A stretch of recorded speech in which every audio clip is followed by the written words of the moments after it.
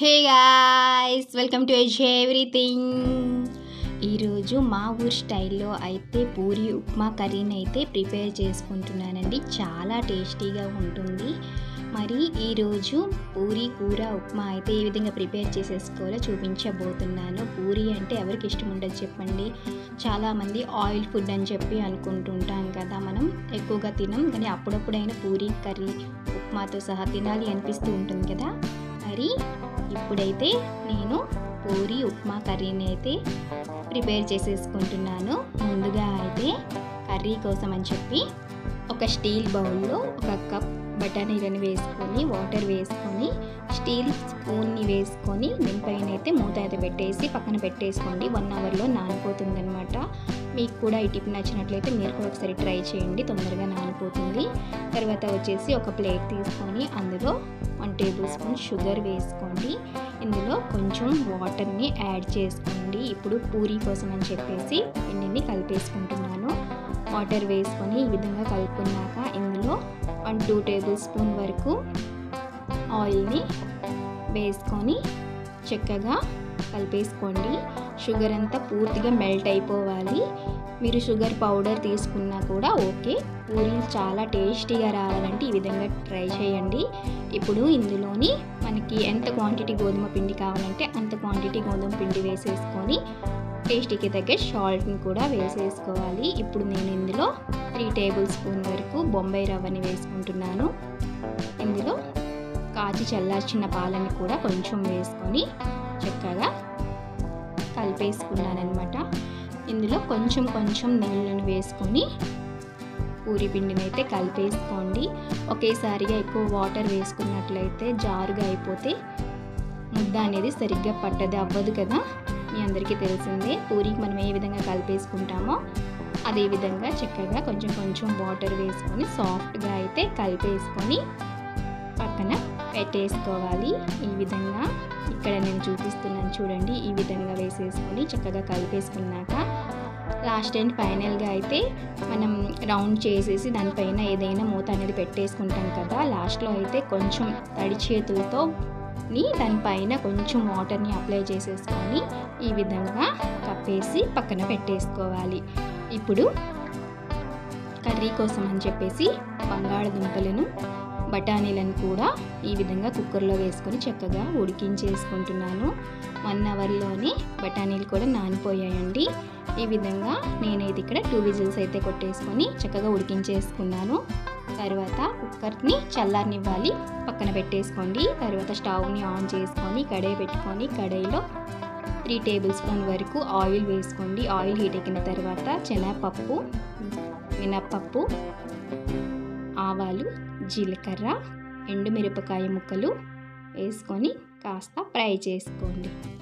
ఈ విధంగా ఫ్రై అయిపోయిన తర్వాత ఇందులో ఒక రెమ్మ కరివేపాకును కూడా వేసేసుకొని ఇంకాస్త ఫ్రై చేసేసుకోవాలి. ఇప్పుడు ఉల్లిపాయ ముక్కలు అయితే నేను ఒక కప్ తీసుకుంటున్నానండి. కొంచెం ఎక్కువ క్వాంటిటీ కర్రీని అయితే ప్రిపేర్ చేసుకుంటున్నాను. ఉల్లిపాయ ముక్కలు అయితే ఈ విధంగా సన్నగా పొడవుగా కట్ చేసేసుకోండి. ఈ విధంగా చేసుకుంటేనే కర్రీకి టేస్ట్గా ఉంటుందన్నమాట. ఇప్పుడు ఇందులో 1/2 టేబుల్ స్పూన్ పసుపు వేసేసుకొని చక్కగా కలిపేసుకోండి. ఇప్పుడు మనం ఉడికించుకున్న బఠానీలను కూడా వేసేసుకొని కాస్త ఫ్రై చేసేసుకోవాలి. ఈ విధంగా ఫ్రై అయిపోయిన తర్వాత ఇప్పుడు ఇందులోని టేస్టీకి తగ్గ సాల్ట్ని కూడా యాడ్ చేసేసుకోండి. ఈ విధంగా యాడ్ చేసుకున్నాక మసాలా పౌడర్ కూడా 1/2 టేబుల్ స్పూన్ వేసేసుకోండి. నేనంటే ధనియాలు, ఇలాచి, లవంగ, దాల్చిని ఇవన్నీ చేసుకున్న పౌడర్ అనమాట, అది దాన్ని అయితే వేసేసుకున్నాను.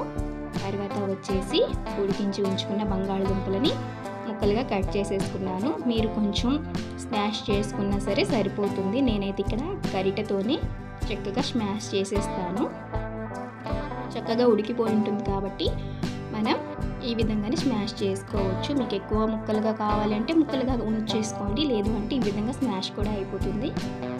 ఈ విధంగా చేసేసుకోవచ్చు.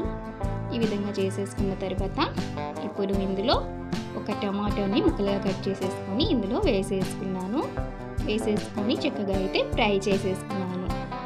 ఇప్పుడు ఈ కర్రీని చక్కగా ఫ్రై అయిపోయిన తర్వాత మనం ఇందులో నీళ్ళను వేసుకుంటున్నాము. ముందుగా కొంచెం నీళ్ళని వేసుకొని చక్కగా కిందికి పైకి కలిపేసుకోండి.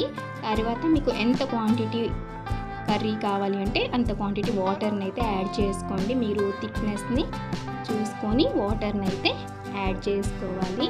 నేనైతే ఈ కడాయిలో నిండుగా అయితే చేసుకోవాలనుకొని ప్రిపేర్ చేసుకుంటున్నాను. ఈ విధంగా వాటర్ వేసుకున్న తర్వాత దీనిపైన లిడ్ని పెట్టేసి కాస్త ఉడికించుకోండి. స్టవ్ని సిమ్లో పెట్టేసుకోండి. ఇప్పుడు కర్రీలో వేసుకోవడానికి శనగపిండిని అయితే ఇక్కడ నేను 3 టేబుల్ స్పూన్ వరకు తీసుకుంటున్నాను. ఇందులో కొంచెం కొంచెం వాటర్ని వేసుకొని చక్కగా మిక్స్ చేసుకున్నాను, ఉండలు అనేవి లేకుండా అనమాట. ఇప్పుడు ఒకసారి మూత తీసి చూసాక చక్కగా కలిపేసుకున్నాను. చూస్తున్నారు కదా, ఆల్రెడీ అన్నీ మనం బాయిల్ చేసుకున్నదే కాబట్టి ఎక్కువ టైం పట్టదు కదా. ఈ విధంగా చక్కగా బాయిల్ అయిన తర్వాత ఇప్పుడు ఇందులో మనం ముందుగా కలిపి ఉంచుకున్న శనగపిండిని వాటర్లో మిక్స్ చేసుకున్నాం కదండి, దాన్ని ఇందులో వేసేసుకొని చక్కగా కలిపేసుకోండి. వెంటనే కలిపేసుకోండి, లేకపోతే ఉండలుగా కట్టేస్తుంది. ఈ విధంగా ఉండలు లేకుండా చక్కగా కర్రీని అయితే ప్రిపేర్ చేసేసుకోండి. ఇప్పుడు స్టవ్ని ఆఫ్ చేసేసేయండి. థిక్గా అవుతుంది చూడండి. మనం శనగపిండి వేసుకున్నాం కాబట్టి థిక్గానే వస్తుంది. లాస్ట్ అండ్ ఫైనల్గా అయితే కసూరి మేతిని కూడా వేసేసుకుని చక్కగా కలిపేసుకున్నాను. ఎంతో టేస్టీగా ఉండే పూరీ కర్రీ అయితే రెడీ అయిపోయిందండి. ఈ విధంగా మీరు ట్రై చేయండి, చాలా బాగుంటుంది. ఈ విధంగా కొంచెం కర్రీ అయితే వాటర్గానే ఉండేటట్టు చూసుకోండి, ఎందుకంటే చల్లారిన తర్వాత ఇంకాస్త థిక్నెస్ అనేది వస్తుంది కదా. ఈ విధంగా అయ్యాక పక్కన పెట్టేసుకోండి. ఇప్పుడు ఉప్మా కోసం స్టవ్ వెలిగించి కడాయి పెట్టుకొని కడాయిలో 1 కప్ బొంబాయి రవ్వని వేసేసుకున్నాను. ఈ విధంగా వేసేసుకుని కాస్త ఫ్రై చేసుకోవాలి. ఎక్కువ ఫ్రై అయితే చేసుకోవద్దండి, వైట్ కలర్లో ఉండేటట్టుగానే ఫ్రై చేసుకోండి. కలర్ చేంజ్ అయితే ఉప్మా చూడడానికి కూడా అంత బాగోదన్నమాట. పూరీలో ఉప్మా అయితే కొంచెం వాటర్గానే ఉంటే బాగుంటుందన్నమాట. ఫ్రై చేసుకున్నాక ఒక ప్లేట్లో తీసి పక్కన పెట్టేసిన తర్వాత అదే కడాయిలో ఆయిల్ వేసుకోండి. 2 టేబుల్ స్పూన్ ఆయిల్, కొంచెం మినపగుళ్ళు, శనగపప్పు, ఆవాలు, జీలకర్ర, ఉల్లిపాయ ముక్కలు, కరివేపాకు, పచ్చిమిర్చి నేను వేసుకోలేదండి, మీకు కావాలంటే మీరు వేసుకోండి. అందులో కొంచెం అల్లం ముక్క తరుగుని కూడా వేసుకోండి, నేను అది కూడా వేసుకోలేదు, ఉంటే వేసేసుకోండి. ఈ విధంగా వేసుకొని చక్కగా ఫ్రై చేసుకున్న తర్వాత ఒక కప్పుకి నేను ఇక్కడ 4.5 కప్స్ అయితే వాటర్ని యాడ్ చేసుకున్నాను. అందులోనే టేస్ట్కి తగ్గ సాల్ట్ని కూడా యాడ్ చేసేసుకొని చక్కగా బాయిల్ చేసేసుకున్న తర్వాత ఉప్మా నూకని వేసేసుకొని చక్కగా కలిపేసానండి. మీరందరూ కూడా ఇదే విధంగా చేస్తారు కదా ఉప్మా అనేది, నేను కూడా అదే విధంగా ప్రిపేర్ చేసేసుకున్నాను. ఈ విధంగా ఇంకాస్త వాటర్ వేసుకుంటే బాగుండేదేమో అనిపించింది అనమాట. ఈ విధంగా వాటర్గా ఉంటేనే బాగుంటుంది అనమాట. ఉప్మా కూడా ప్రిపేర్ చేసేసుకొని పక్కన పెట్టేసుకున్నాను. ఇప్పుడు మనం పూరీ కోసం అని చెప్పి పిండిని కలిపి పెట్టేసి ఉంచుకున్నాం కదా, ఇప్పుడు చక్కగా చిన్న ఉండలుగా ప్రిపేర్ చేసేసుకోండి. అన్నీ ఒకేసారి ప్రిపేర్ చేసేసుకొని పక్కన పెట్టేసుకోండి. మీకు ఏ సైజులో పూరీ కావాలంటే ఆ సైజులోనైతే బాల్స్లా చుట్టేసుకోండి. ఈ విధంగా చుట్టేసుకొని పక్కన పెట్టేసుకున్నాను. తర్వాత ఒకదాని తర్వాత ఒకటి ఒత్తేసుకున్నాను అనమాట. ఒకేసారి ఒత్తేసుకొని ప్లేట్లో అయితే వేసేసుకోండి. ఒకటి వేసుకుంటే టైం పడుతుంది. ఈ విధంగా ఒకసారి ఒత్తేసుకొని ప్లేట్లో వేసుకొని మనం ఆయిల్లో ఫ్రై చేసుకుంటే చాలా తొందరగా అయిపోతుంది అనమాట. ఇప్పుడు చూసారు కదా, నేనైతే ఈ సైజులో అయితే ప్రిపేర్ చేసేసుకున్నాను. ఇప్పుడు స్టవ్ని వెలిగించి కడాయి పెట్టుకోండి. కడాయిలో డీప్ ఫ్రైకి తగ్గట్టుగా ఆయిల్ని వేడి చేసేసుకొని పూరీల్ని ఫ్రై చేసేసుకోండి.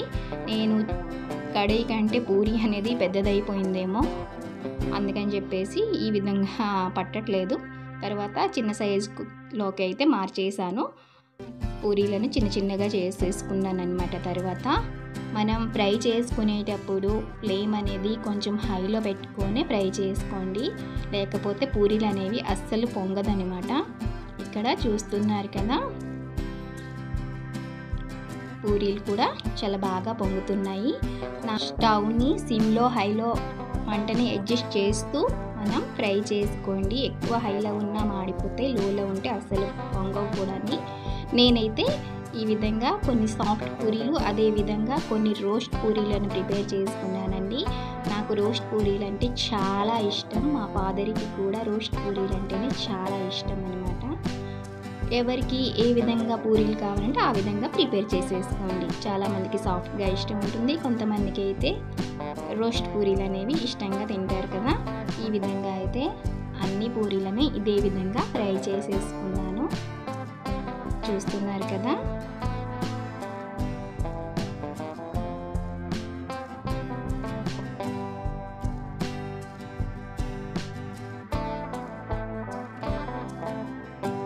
ఈ విధంగానే పూరీలన్నీ చాలా బాగా పొంగింది. టేస్ట్ కూడా చాలా బాగుంటుందండి. మీరు కూడా ఈ విధంగానే ట్రై చేయండి. ఒకవేళ మీకు తెలియకపోయి ఉంటే, తెలిసిన వాళ్ళ కోసం అయితే నేను చెప్పట్లేదు, తెలియని వాళ్ళ కోసం అయితే చెప్తున్నాను. ఈ విధంగా ఫ్రై చేసేసుకొని ప్లేట్లో వేసుకొని పక్కన పెట్టేసుకోండి.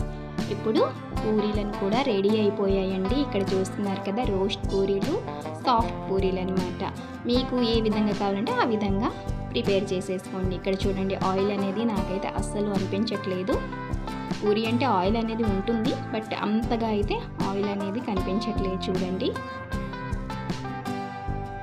చూస్తున్నారు కదా, ఇది సాఫ్ట్ పూరీలు అనమాట. ఇప్పుడు మనం పూరీ కర్రీ ఉప్మా రెడీ అయితే అయిపోయిందండి. పూరీ కర్రీ ఉప్మా అయితే ప్రిపేర్ చేసేసుకున్నాను. ఉప్మా చల్లారిన తర్వాత కొంచెం గట్టి పడిపోతుంది కదండి, అది మనం వేసుకునేటప్పుడు కొంచెం నేను ఇక్కడ చూపెట్టినట్టుగా కొంచెం కలిపేసుకుంటే పొడి పొడిగా అయిపోతుంది అనమాట. మనం వాటర్ క్వాంటిటీ అనేది కొంచెం ఎక్కువ వేసుకున్నాం కాబట్టి పొడి పొడిగా అయిపోతుంది. నేను ఇక్కడ ప్లేట్లో వేసుకొని సర్వ్ చేసేసుకున్నాను. కర్రీ అయితే ఇక్కడ పెట్టలేదు, చాలా క్వాంటిటీ ఎక్కువగా చేసుకున్నాను అని చెప్పేసి స్టవ్ పైన పెట్టేశాను. ఈ విధంగా పూరీ కర్రీ ఉప్మా మీకు ఏ విధంగా తినాలి అనిపిస్తే, అంటే రోస్ట్ కావాలంటే రోస్ట్, సాఫ్ట్ కావాలంటే సాఫ్ట్, మీకు ఏ విధంగా నచ్చితే ఆ విధంగా తినండి.